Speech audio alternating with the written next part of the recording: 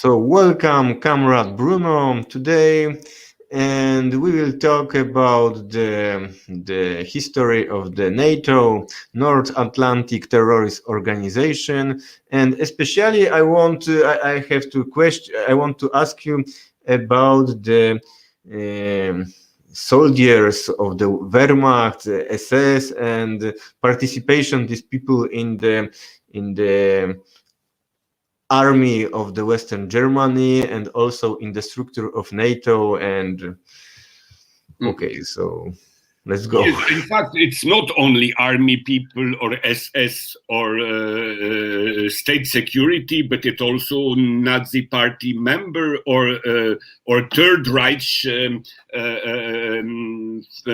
administrators who were taken after the war in favor of first the United States, then the Federal Republic of Germany, and then of course inside NATO and the European Union. We have also to think about that. So we have a lot of people. First of all, we have to take into account one thing, that when Federal Republic of Germany was founded, and we have to remember one thing, that it is not the Soviet that split Germany, it's the Western powers, because they created the Federal Republic of Germany first, and the German Democratic Republic was a reaction against the fact that the Western power, and especially the United States, created this Federal Republic of Germany. That's the first thing. The second thing we have to know is that the Federal Republic of Germany officially, and it's important, officially this state decided that there is a continuity between the Second Reich, the Weimar Republic, the Nazi regime, and the new Federal Republic of Germany. So all the laws that were actual during the earlier times, including laws from the Third Reich, were always, and up till today, were always valid within Federal Republic of Germany. So officially, Federal Republic of Germany is linked, and it's purely official, with the earlier system. So all the judiciary, all the police system, all the functionaries that were working for a Nazi system, or earlier, of course, system, were officially in continuity with the Federal Republic of Germany. And I will give a very short example, which is very, very clear. For example, former SS men received pensions as if they were, as every former functionary of the German state. When German Democratic Republic was annexed by Federal Republic of Germany, former soldiers or policemen from the East German police or military didn't receive the same pensions, because German Democratic Republic was considered as a foreign state and no continuity. So in nowadays Germany, of course, there are few now with SS man, but anyway, when German GDR disappeared, a former SS man had a higher pension than a former officer of the German Democratic Republic Army. So a war criminal could receive more money from the state because he was in the continuity than the functionaries of the German socialist state, which was not in the continuity with Federal Republic of Germany. So what I'm saying is, of course, something may be secondary to what is the main subject of today's program. But anyway, it's very important because it shows that officially nowadays Germany is in direct line the continuity of the former Third Reich. So that's one point. And of course, what I explains why all high functionaries of the former Nazi state were automatically, I would say, functionaries of the new Western German state. And of course, we have a lot of such examples of people which were linked with the former regime, having very important functions. And of course, sometimes it appeared that they were war criminals, but sometimes they made a complete good career without any problem. And I will take you one example, Walter Hallstein. He was even not a Nazi party member at the time of Hitler, but he was a lawyer, and he was Hitler's lawyer, who was during the Second World War taken by Hitler as the legal advisors to the building of what Nazi called the new European order. So Hallstein was the man in charge of preparing the new law system all over Europe, with integrated with Third Reich countries. And he did this job during the whole Nazi time. After the Second World War, when Federal Republic of Germany was created, he was automatically taken as the lawyer of the new republic, preparing legal documents for the creation of at that time it was the European Economic European Economic Community that led to the European Union. So there is in Germany a direct line between the man who prepared Hitler's integrated Europe and nowadays integrated Europe. That's the first thing. And concerning Eastern Europe, Hallstein was the main lawyer of the Federal Republic of Germany, and he created the so-called Hallstein Doctrine. And the Hallstein Doctrine was the doctrine that forced Germany, Western Germany, of course, to cut any diplomatic relation with any country having diplomatic relation with German Democratic Republic, or with a country that will recognize the Polish western border with Germany, in fact, with Eastern Germany at that time. So Hallstein was in the direct line of cooperation with the Hitler's time. We have, of course, a lot of other people, a mass of other people. We have, of course, Gehlen, which was at top functionaries of the Nazi secret service in the Third Reich, and who was the founder, and who was asked by the American before the creation of the Federal Republic of Germany, who was asked by the American to rebuild a German pro-American, pro-NATO German secret services. So the existing now secret services of Germany are also in the direct line the successor of the Third Reich state security system. And we have also a very good example of let's say, I don't know how to call it, cynicism of the situation after the Second World War. Because after the Second World War, we have to take into account that according to the West German law, Germans who were anti-Nazi militants had no right.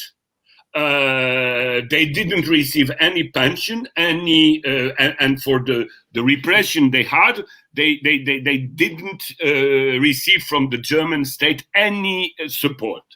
But on the other side, we had, for example, Filbinger, and Filbinger was a Wehrmacht officer, a normal, I would say, Wehrmacht officer, and at the end of the war, he was in Norway. Norway was occupied by the Nazis up to the end of the Second World War because the Allied didn't land in Norway. So when Germany capitulated at the beginning of May 1945, the German troops in Norway, had to wait for the British and American troop land to Norway. So during about 2 weeks, Norway was still in fact under German occupation till the time that American fleet reached Norway. It was, of course, pure fiction. In fact, the Third Reich ceased to exist, but in fact, materially, I would say, German army in Norway had to wait to become prisoner of the Western powers.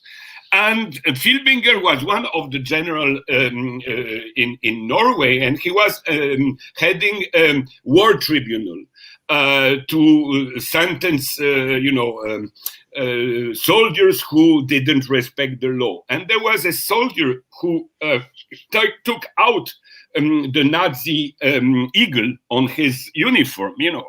Germany had capitulated. He took out the swastika, and he was sentenced to death after the capitulation of Germany. And in the 70s, Filbinger was the president of the land of the region.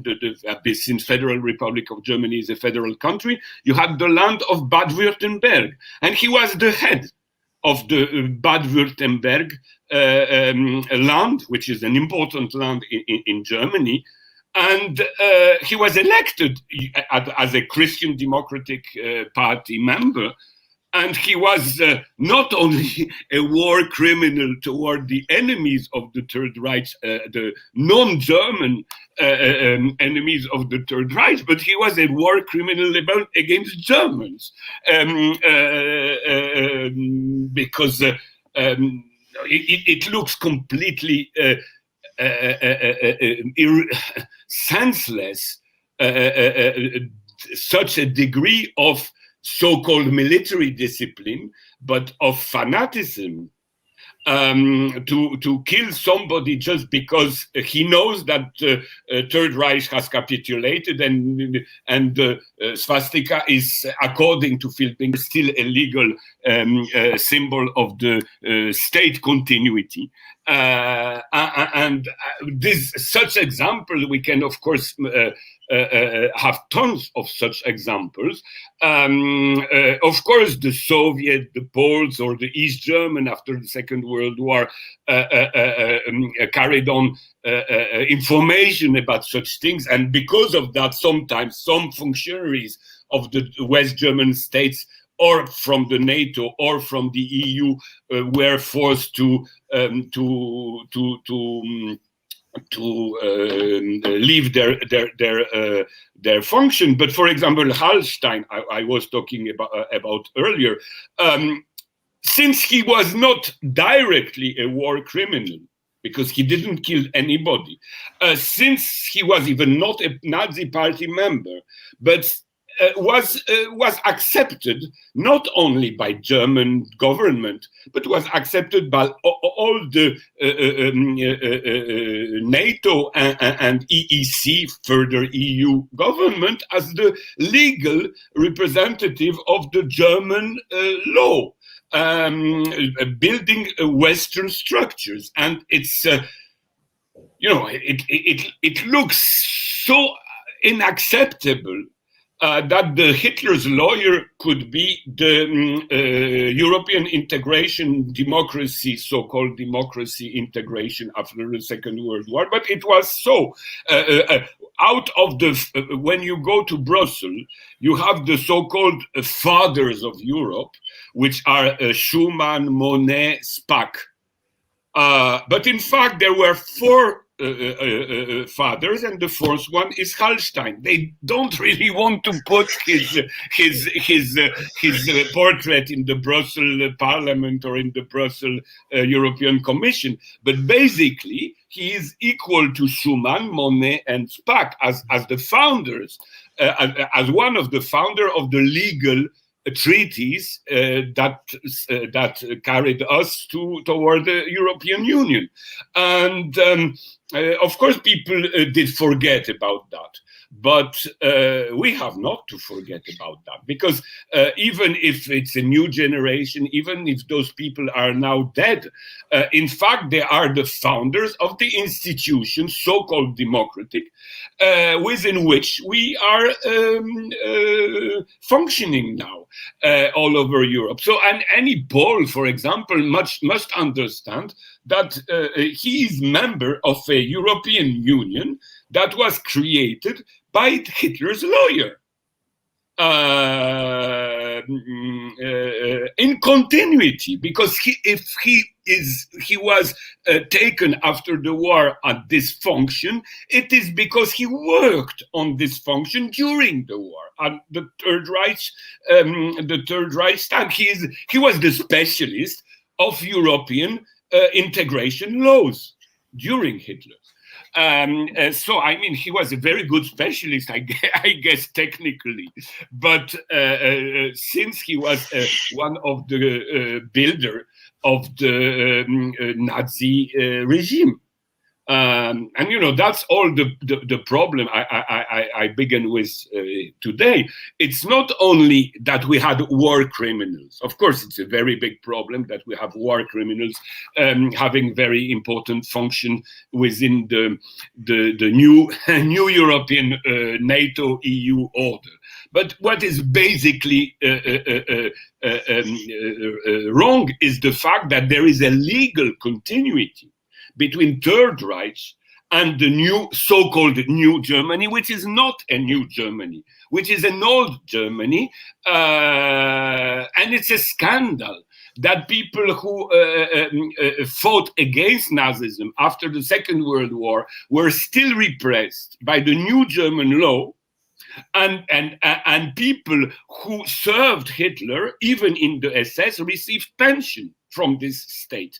And of course, it means that the children of these people get their, let's say, social status due to what their parents did or what their grandparents did during the Second World War, during the Nazi regime, and that people who fought against are in a worse situation. Their children or their grandchildren are in a worse social situation because their parent did fight Hitler.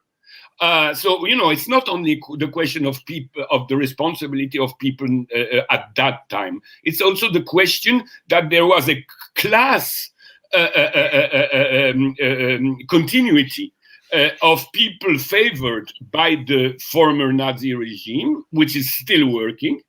And there is a class elimination, let's say, of people who fought against Nazism, their children and grandchildren, and of course, people who were linked with the German Democratic Republic.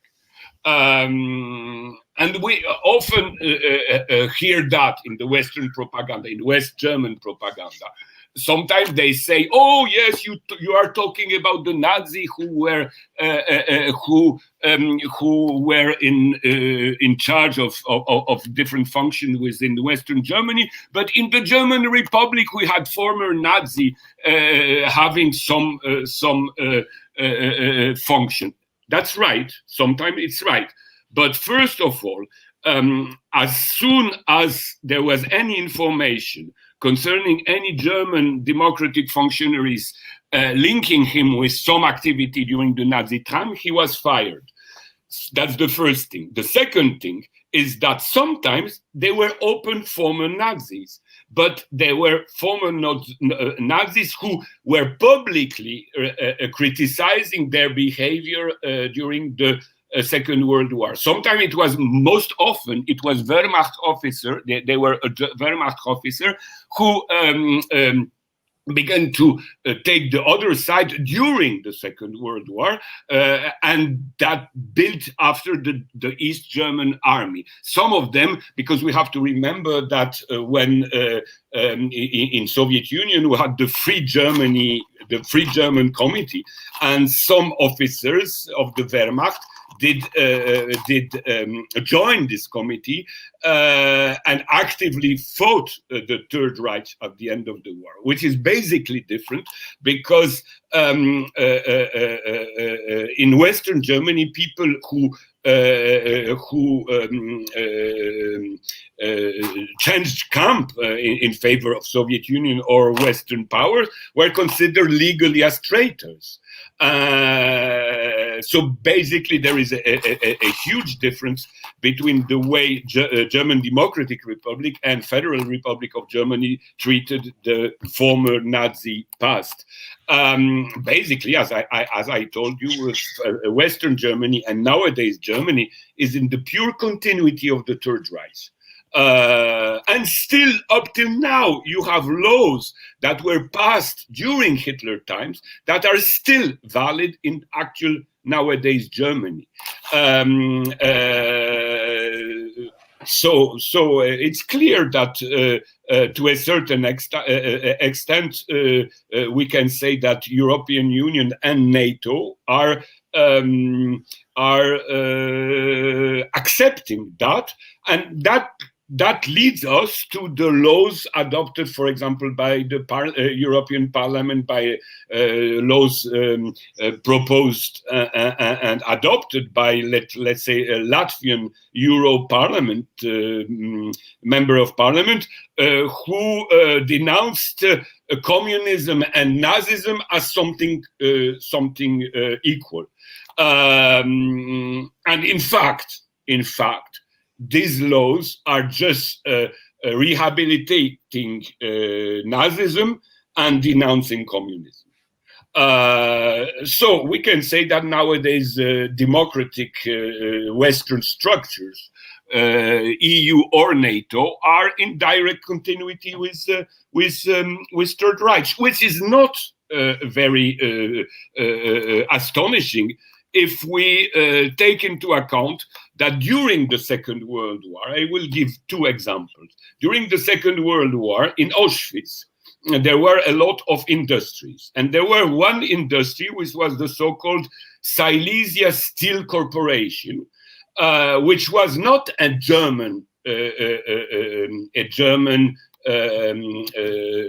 company, which was an American company, which worked until 1942 under the direction of a man who is called Prescott Bush. Prescott Bush was the father of the President Bush and the grandfather of the second President Bush. And his factory worked with Auschwitz prisoners up to 1942. So during the war, he was punished officially because he was collaborating with the enemy of the United States. But at the end of the war, all the properties, all the money he made during his collaboration with Hitler's Germany was given back. And when we can say that the fortune, the money the Bush family did have from the Nazi time served to the promotion of the Bush family in political affairs after the Second World War, and it's not, it's not by, by some chance of the Lord that Bush had two presidents and one governor of Florida. It's a rich family, but this family made money during the Hitler time.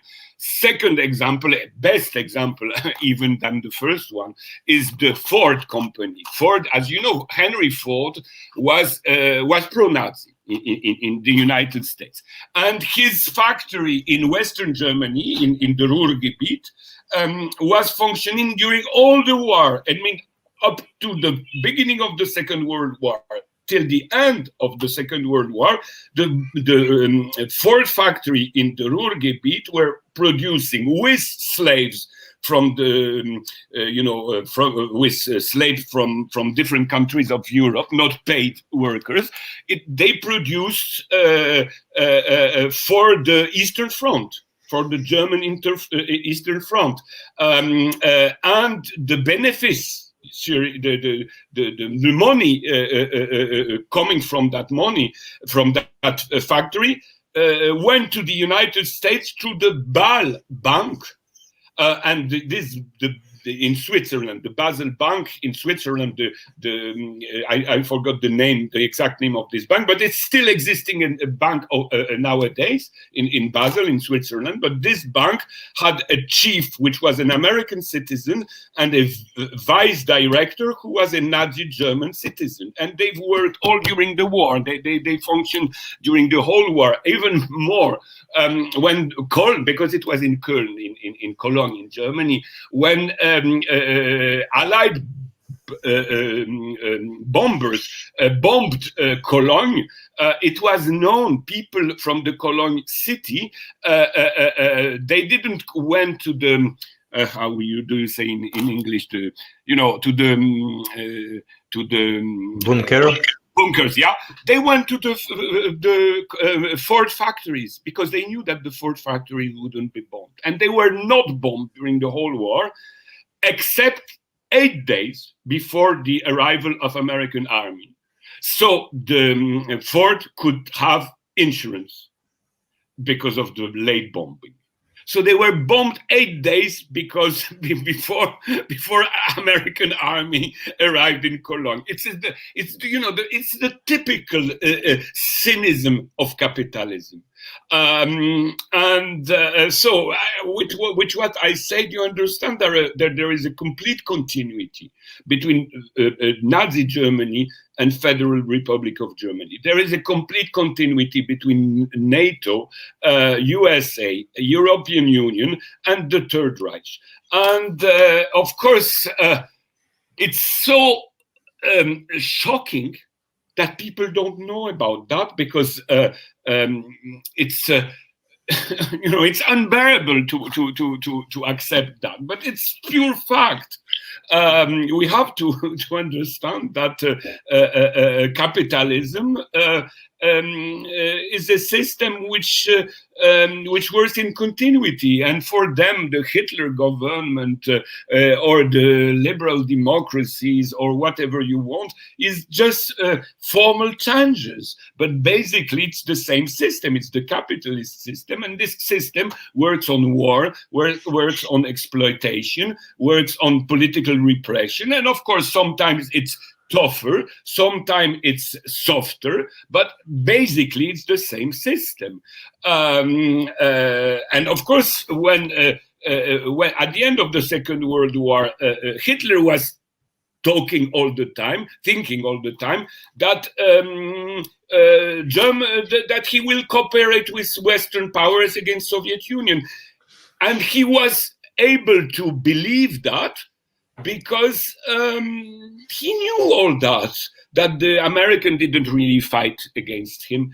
And of course, what he didn't understand, it is that the capitalists change governments when old ones are used and inefficient. They take new ones. So Hitler became inefficient for capitalism at the end of the Second World War, and they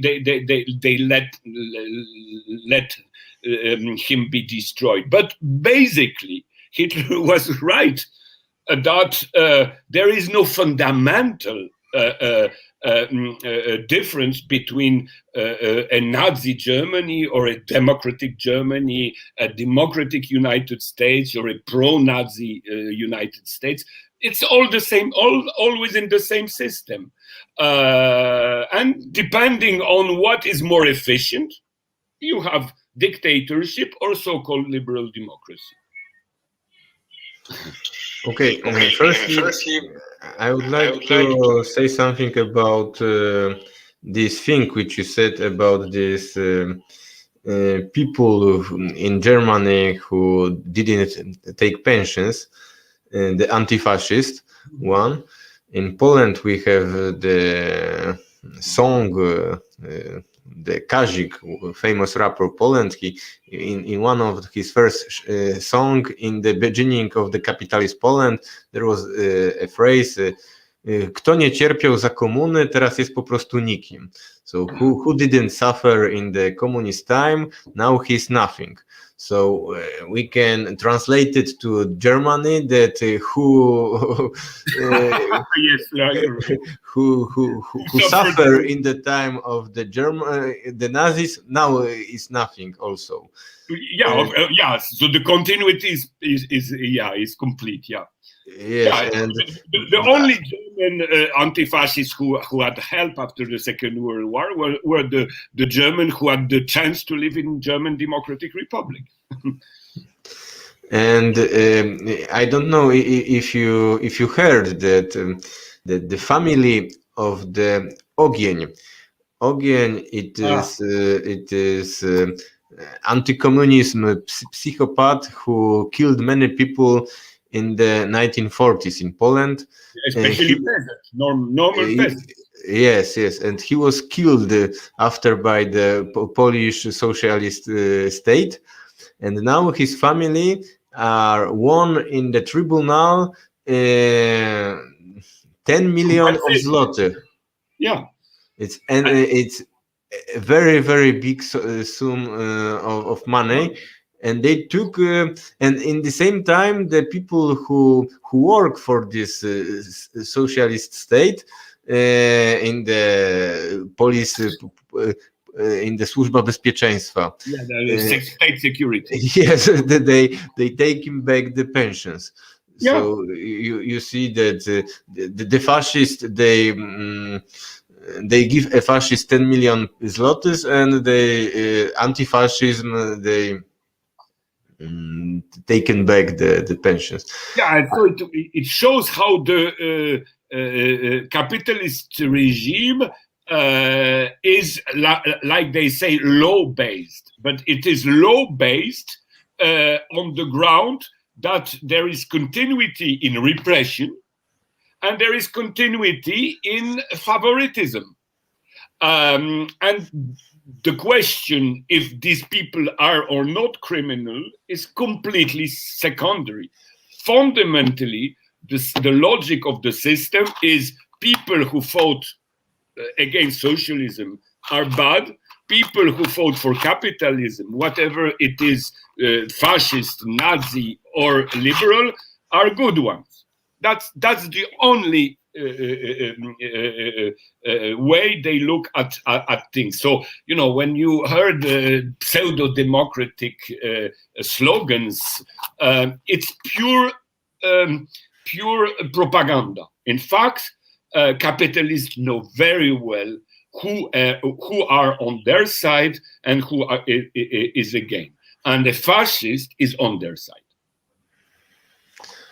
Okay, and now I would like to ask a little bit about this time after the Second World War, when the relations in the relations between Soviet Union and United States starting to degenerate. Yeah. They started to make a Cold War. And all this change the tactics of the American who firstly, when they arrived in Germany, for example, we have a situation that I think that in the concentration camp in Dachau, the American soldiers take all the people who were there and kill them. So we can say, yes, American soldiers liberated Germany from the fascists. And many American soldiers who were in the Second World War, they are the black people, they are Jew people, Jew who fight, and they are said, we are the anti-fascist, we are like Soviet Union, we want to destroy fascism. And I want to that you say something how it is changed that the American who came in America in 1945, they said that we are anti-fascist, and few years later they started to collaborate with these fascists and create NATO and reconstruct the German army. Yeah, but we have first to understand that everywhere at the end of the Second World War, so including United States, the left was very strong, especially the communists, but not only the communists. Left was very strong all over the world, and including United States. That's on the level of what we can say public opinion. And of course, in some administration of the United States, you had some leftist people around the Roosevelt administration and so on. But I would say that still there was all over the West, in United States, in Great Britain, in France, and of course later in Germany, or in Italy, there were always what I would say the basic state, or let's say the deep state, which were linked with capitalist interests, which had the experience of the economical crisis of the pre-war period, and which were on the ground that this crisis couldn't lead to any basic systemic change. So in the same times, you had at the very end of the war, American soldiers who were truly fighting fascism and killing eventually some secondary people in the front line. You had also the whole strategy that was to prepare what was called later the Cold War.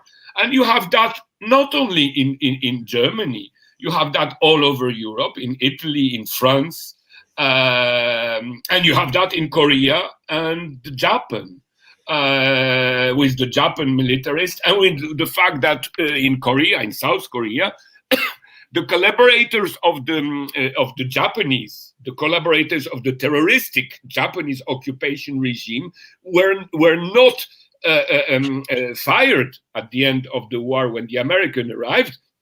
They were taken by the American administration, and it was the resistance movement in Korea which was not accepted by the Americans, by the American administration. So all over the world, not only in Europe but also in Asia,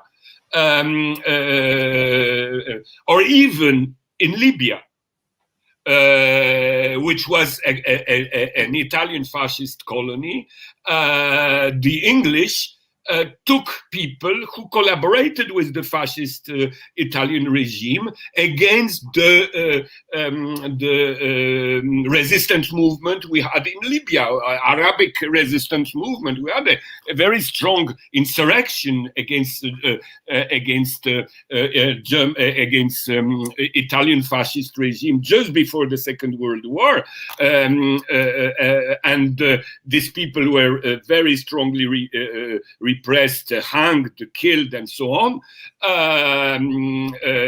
Especially in Libya, it was the insurrection of the Omar Mokhtar, which was a resistance, anti-fascist resistance movement in Libya. So we see that there is a logic in North Africa, in Europe, in Asia. The American and the British, but especially the American, let's say deep state, I would say, did plan not to cut ties with former fascist, Nazi, Japanese militarists, because basically these people were in favor of the existing economical and social regime. In the same time, we have also to understand that fascism was not only concentrated in Germany, Italy, and Japan. Of course, all over occupied by the Nazi Europe, we had strong pro-fascist parties and tendencies. But we had a very strong fascist movement in the United States and in England. And those people were quite influential. I told you about Ford. Henry Ford was, of course, at the head of the Ford company, which was one of the biggest capitalist company in the United States. And these people were linked with Nazi, with fascists, and basically there is also a continuity between the extreme right capitalists in the United States and the Cold War ideology we had at the end of the 40s. So it's not astonishing when we observe that behind the scene of the public opinion, which was massively anti-fascist at the end of the Second World War, we had the preparation of very ugly political regime. Of course, sometimes it was openly ugly regime, like, for example, the South Korean dictatorship under Lee Sin-man during the just after the Second World War, but because of the South Korea was an ugly dictatorship up to the end of the 70s, but and 80s even sometime. But apart from those regime, openly, I would say extreme right, we had also in Latin America under under American protectorate, because the neo-fascist regime we had in Latin America were supported by the United States, and they hosted a lot of Nazi former criminals. But this situation could be not openly seen in so-called Western democracies like France, like Italy, like Western Germany, like United States. But basically, it's the same social regime, and that's important. The color of a regime is secondary. If we observe the basic legal system, if we observe the basic economical system and the basic property system. In fact, we can say that a repression against Nazism after the Second World War in Germany or in other countries was organized only when the public opinion forced such repression. But it was always a question of coming from the public opinion. It was never a question coming from up down. It was always bottom up. So when you had some Nazi criminal in Germany that were put in jail, it was because there was a huge mass movement, not in Germany, but not in Western Germany, but let's say in Eastern Germany or in Poland or in France or in Italy or somewhere, that put that man in the forefront, and people and the West German judiciary system had to react. But basically, there was no denazification of the system, of the law, and of the people who functioned during that system in Western Germany, in Austria, in Italy, in France. In fact, the purification from Nazism was mostly concentrated on, little people. People who were not really important during the fascist time, that had no real importance inside the regime. But the higher level of the police, of the security system, of the repression system, of the army, and so on, they were mostly mostly accepted after the Second World War. Depending on countries, you had different situations. For example, for France, the ideal situation for the French bourgeoisie, the ideal situation was that France was put in colonial war, first in so-called Indochina, later in Algeria, and this allowed a French regime not to purify itself from collaborators of the Second World War. In Western Germany, they created the legend that it's the Soviet and the communists that decided to split Germany, which is not true. It's the American and the higher German bourgeoisie who decided to split Germany in two. But officially, German leadership pretended that the poor Germans were victims of the Second World War because they lost territories, because people were forced to leave their homes, because Germany was bombed, and so on and so on. So in a certain sense, you can understand that people collaborated with Nazis because there was the Soviet and the communist and the Bolshevik threat. And it's exactly the same ideology we have now in Ukraine or we have now in the Baltic states. It means communism is so bad that you must understand that people were collaborated with with people not really fashionable, like the Nazis or the fascists, but it's secondary. Basically, the main enemy is communism, Bolshevism, and so on, and so on. And you have even a theory with the new conservative school in Germany of historians that developed the theory that Nazism is not a very good thing, but it's just a reaction against Bolshevism.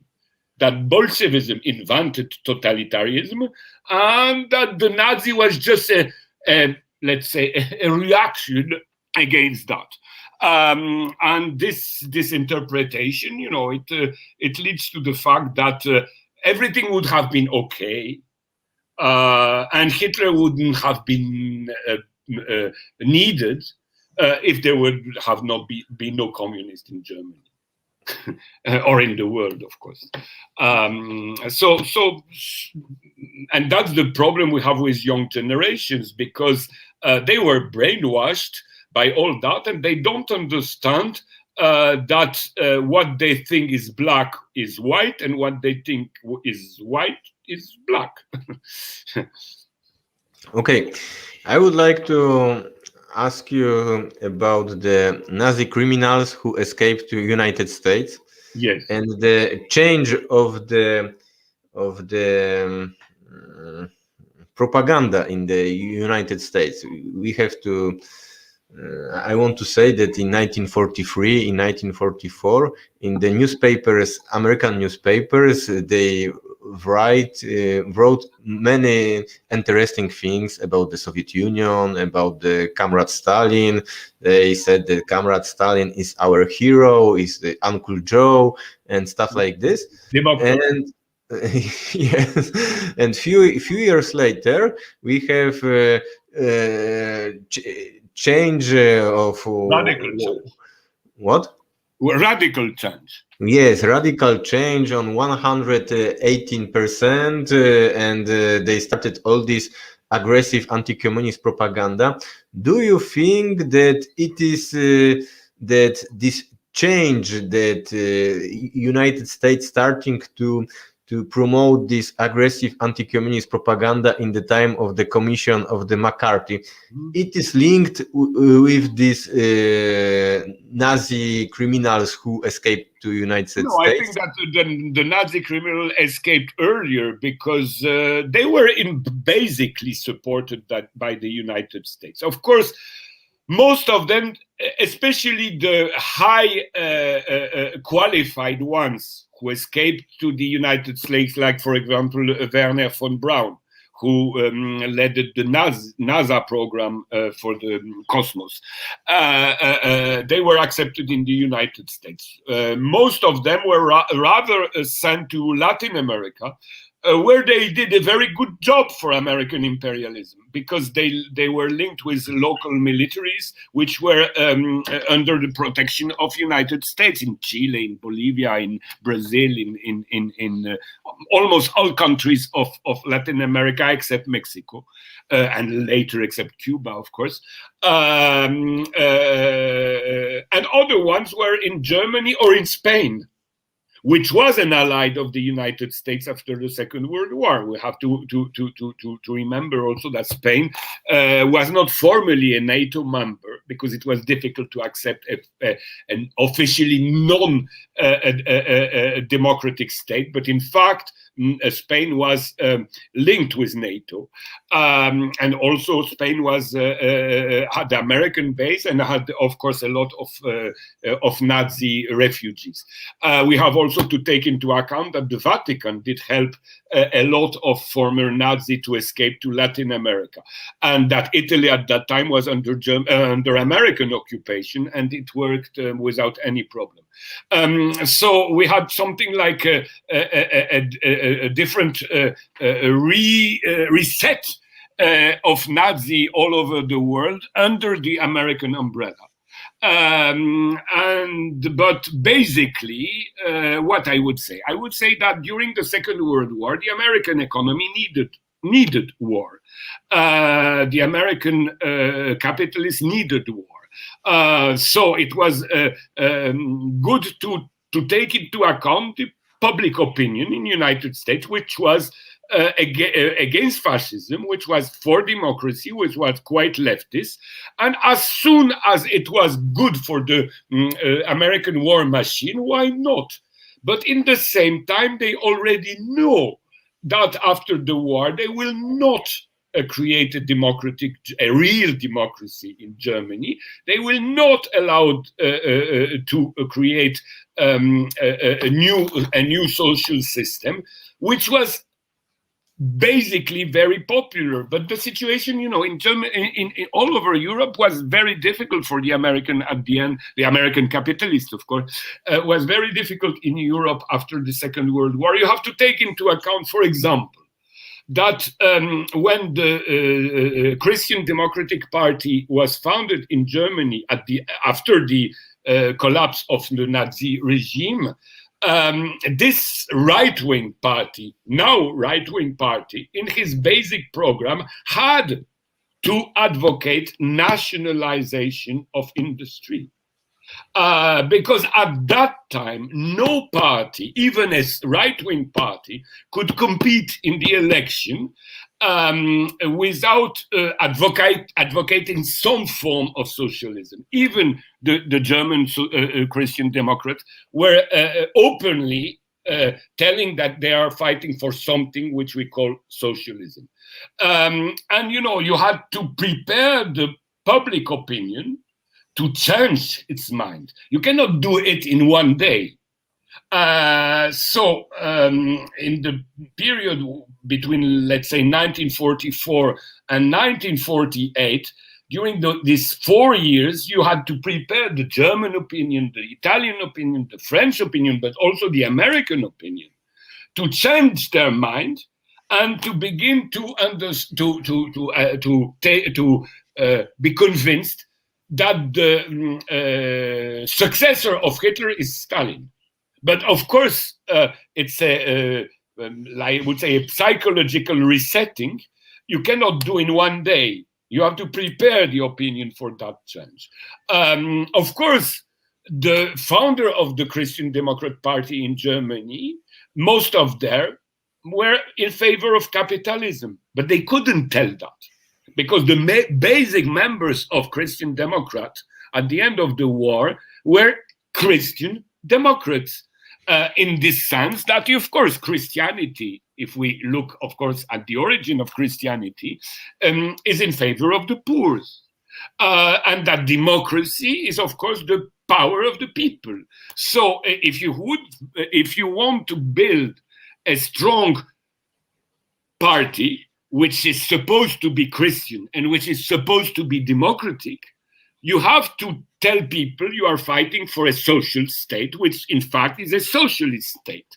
And you had to organize the maneuver leading them to change their mind and to see a new enemy. And it was the same in the United States. You had a psychological resetting to organize. So the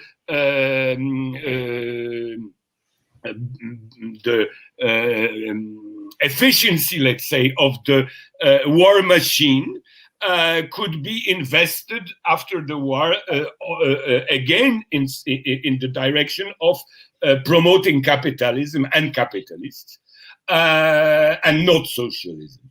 So that's why it was useful to split Germany, to show to the West Germans that their enemy is in the East.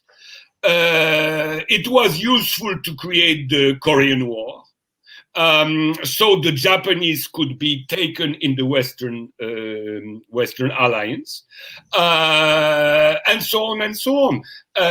So it was a global policy after the war, but of course it has to be prepared, and we have to take into account the fact that Nazis were technically very useful in that purpose. But of course they were useful, but they couldn't be put on the front line openly. So that was the problem of Western democracies after the war, when they took former Nazi or former fascist, and they were always in the situation, will the Soviets or the communists or even the left Democrats in this or this country discover from where these people are coming?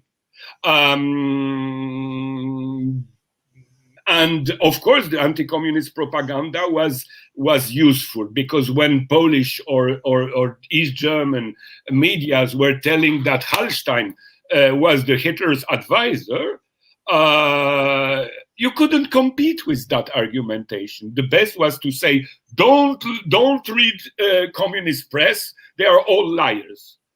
Because if you read that, then you can understand that West Germany is in continuity of the Third Reich. So people had to forget about that. So anti-communism, the big difference between Eastern and Western system after the Second World War is that the Eastern system had an open censorship, but the Western system has something much more efficient, which is self-censorship. If you can create the image that communists are devils, you don't look at communist press. You just don't read it, because it's all fault, all error and lies, and that's the best way. The West German public opinion was conquered by a press telling people, don't believe what communists are telling, they are just lying. And the same in the McCarthy, why the McCarthy repression was in the United States, to create this self-censorship.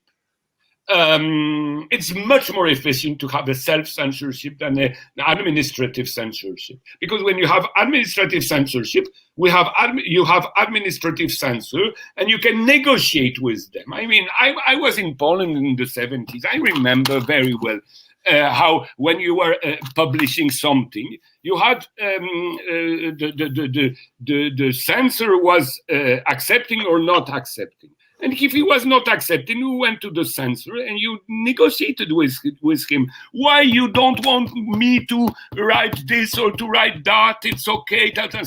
And at the end, you had a negotiation, and you had sometimes they accepted, sometimes they didn't accept it. But anyway, you knew who was behind that and with whom you had to negotiate. With self-censorship, you don't negotiate with yourself. It's your own consciousness which is doing the job. So when you create the McCarthy atmosphere, you don't need censorship. People are conquered by themselves. I would say, and on that point, we must understand. Goebbels, which was the Third Reich propaganda minister, did read a lot of the works of the Jewish psychologist, which is Bernays. Who is Bernays? And he openly used the, let's say, management technique of propaganda according to Bernays' psychological discoveries. But Bernays was in the United States, and he was used by the American establishment to create the economical advertising manipulation, and also the political McCarthyist manipulation. So we see that we have to deal with purely cynical regime. I mean, Goebbels was supposedly anti-Semitic. He was, in a certain sense, but when he needed something from a Jewish psychological, he used it and had no moral fascist, pure Nazi ideological reaction. He was, oh yes, Bernays is okay. I use his theory. It's very good. It's a Jews, but I don't care. He's efficient for the regime. He's efficient for the system. He is efficient for the capitalism. He's efficient for German imperialism. And it was the same in the United States. When you look, I told you about Bush, President Bush, the junior President Bush. His family made money out of slaves in Auschwitz, and especially out of Jewish slaves in Auschwitz. But he went to Poland and had strong lungs in Auschwitz, and then he went to Israel, and he's a friend of Israel and the Jewish people. And there is no. And who asked him in Israel about his family fortune? Nobody, because in Israel you have capitalists. And capitalists don't care if Hitler was an anti-Semite or not an anti-Semite. Basically, they're in the same system. Sometime Hitler killed Jews, but which Jews Hitler killed? Hitler killed the mass of the Jewish proletarians, of Jewish poors. Not the Jewish bourgeoisie. The Jewish bourgeoisie did escape from Germany at the good time. Eichmann, the leader of the organizer of the final solution, was in Palestine before the war, in contact with Zionists. We have to understand, we have to deal with a regime which functions on the idea what is efficient and not efficient. They don't care about ideology. Ideology is just a tool you use. So sometimes nationalism, sometimes Nazism, sometimes fascism, sometimes liberal democracy. But it can be changed as soon as the basic question, the private property, is not under threat. That's the basic of this regime. The rest is secondary. And that's what the left must understand, because the left has ideals, political ideals, but they don't. Sometimes we don't understand that in front of us we have pure cynical that can use, of course, ideological fanatics down, but up they are pure cynical. Maybe Hitler was a real Nazi, but Goebbels still was not real Nazi. He was a pure opportunist, and he was, of course, to a certain extent, a Nazi. But basically, he was in favor of a regime. He was not a believer in the racial theories. He was a man using racial theories for the regime. as I told you, Hallstein was even not a member of the Nazi party, but he did much more for the Nazism than, let's say, a soldier, an SS soldier in Auschwitz, which killed people there, but didn't build the whole system. And Hallstein did build the whole system, but he had no blood on hand. Okay, I would like to finally finish. I would like to ask you about this continuity in the Greece, that we have the partisan Greece who fight against the Nazis, and after they continue the fight, but against NATO or against British American who supported the Greek fascists. Yeah, but I mean, in Greece, the war began before the end of the Second World War. The British launched the war against Greek partisans in 1944. Still officially, Great Britain was at war with Nazi Germany, and at that moment they were using former collaborators of the Nazis in Greece to fight against the resistance movement in 1944. So the war against Greek partisans began when officially Britain was still fighting against Nazi Germany and collaborators of Nazi Germany. So Greece is a very good example, because we have to remember that this war began in fact in 1944. So it shows how British bourgeois democratic elites and Churchill and all that higher strata of the system were basically anti-communist and anti-democratic minded for strategical reason in Greece from the wartime, during the wartime.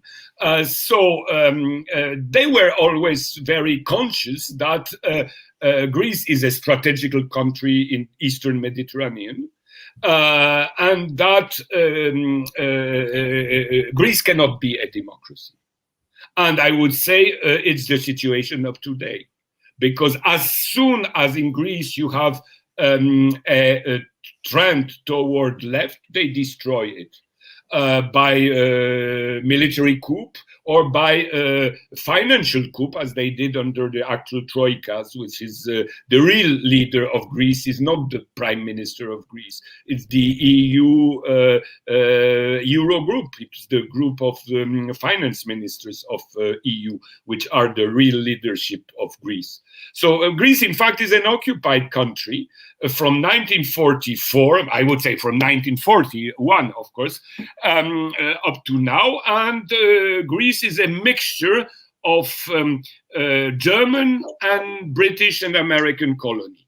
It was like that during the Second World War, and it is still like that up till now, because we know the role Angela Merkel had to the, I would say, the reoccupation of Greece after the, let's say, Tsipras intermediate time. So Greece is a very, very good example, and that's why our media don't like to tell about Greece, because Greece is the mirror of the real capitalist dictatorship. Yes, we can also say that now in 2020, 2021, the Greece is the protectora in this confrontation against Turkey. Is protected by France and and Turkey, because Turkey now is balancing between East and West. So you have pressure against Turkey, but in the same time, Turkey is still member of NATO, and the conflict between Greece and Turkey was always used after the Second World War as a meaning to put pressure. one time against Greece, one time against Turkey, because these two countries are potentially rebel country for different reasons, but they are potentially rebel countries against the Western domination. In Greece, rather because of left rebellion. In Turkey, sometimes because of left rebellion, sometimes because of let's say Islamic rebellion. But anyway, these two countries are not really well insured for Western world, so they put them inside NATO and against themselves all the time. But now, of course, Erdogan looks like he wants to be a little bit more independent, so they use Greece against Turkey. But you know, if things change, they will use Turkey against Greece. If, let's say, there is a left government if there would be a left government, a real left government in Greece, they would use Turkey against it. That's the way they manage in Eastern Mediterranean, like they did during the Cyprus War. When the Cyprus War began, when there was a fascist coup in Cyprus, but this fascist coup didn't work, so they accepted the Turkish army to occupy almost half of Cyprus. And it was a good game for NATO, because the fascists would have won, the Greek fascists would have won in Cyprus. Cyprus would have been NATO. The Turkish army is in Cyprus. Cyprus is in NATO. And that's good. You know, they don't care if the local government is Turkish speaking or Greek speaking, as soon as he works for the NATO interests. That's the basic point. Okay, thank you, Bruno. So, short break, and we'll continue in 3 minutes. I will. Okay.